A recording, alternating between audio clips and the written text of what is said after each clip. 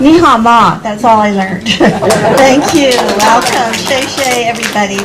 My name is Sylvia, and it's about my mother, so this is the background I grew up in. A movie in the making, Hollywood into Bollywood. The 16mm projector is running. A white sheet covers our wood-burning fireplace, now becoming a screen. I watch my mother's story begin to unfold before my very eyes. Born in Tibet, high in the mountains, my mother looked Eurasian. She was beautiful beyond words, tall, slim, light-skinned, and almond eyes. Beauty, looks, intelligence, she had it all. Men were drawn to her and women were jealous. Her proud statue created an aura.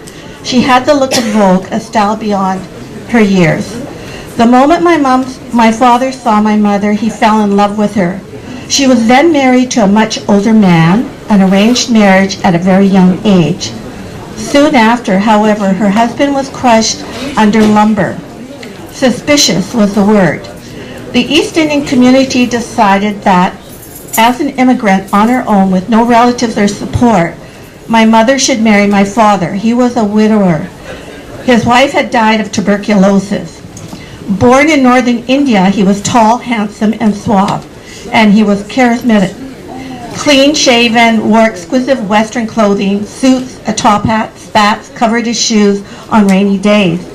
Creative and intelligent, he could make $100 from a $1 bill. Owning trucks, wood businesses, taxi stands, rooming houses, and a nightclub. He never worked, he employed. My parents were Brahmin, considered the highest class in the caste system in India. In Vancouver, with a modern dad, we grew up with music and movies, Hollywood movies. We were different. We stood out in the East Indian community. My father loved Sinatra and had a passion for Hawaiian music. He learned to play the ukulele, set up his own studio, and registered my brother and sister into guitar lessons.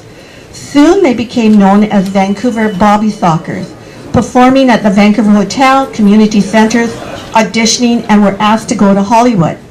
Money to be made in music and movie industry, our dad became a Hollywood promoter. As the good life continued, he socialized with judges in the British properties, with government officials, making prominent connections. Family life started changing with our dad being in Chinatown. He loved mahjong and gambling most of the time, or in his nightclub located at Kiefer in Maine. His colorful life brought in corruption and the mafia. He became known as the Hindu godfather. A heavy gambler, stakes were high, losing our Chilliwack farm to a gambling debt.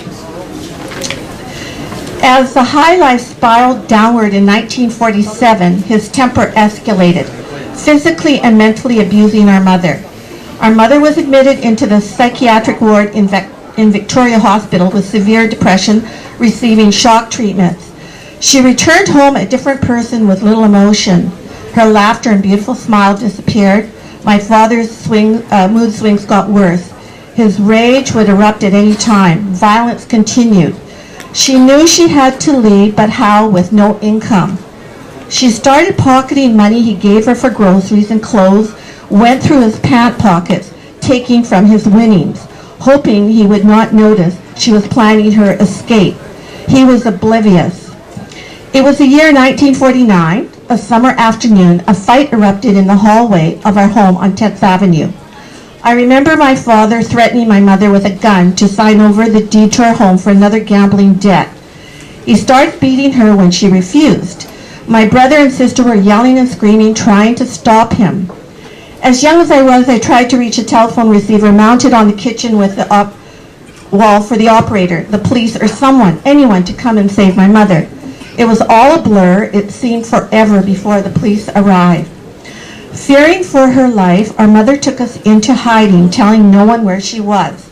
She knew this was the end of her marriage.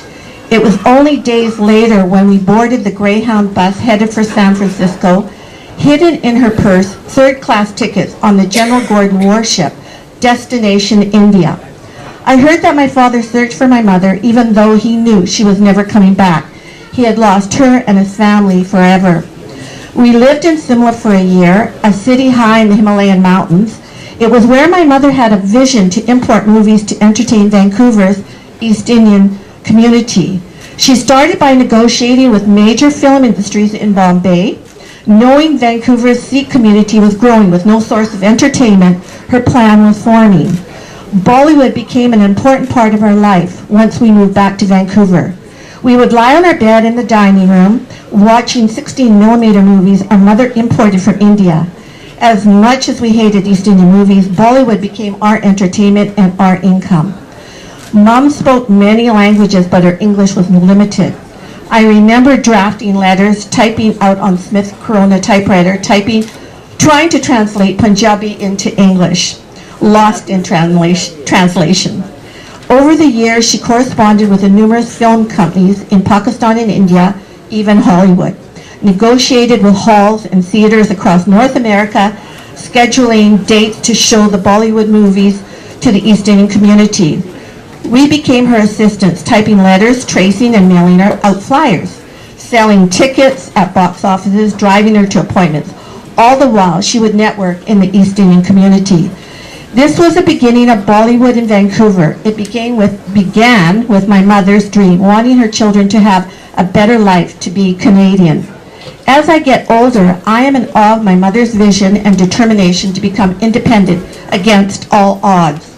The images on screen above the fireplace fades as I see my mother become the first person and only woman to bring Bollywood films to North America, entertaining the East Indian community from 1950 to 68. Thank you, everybody. This is a picture of my mother. Thank you. Thank you.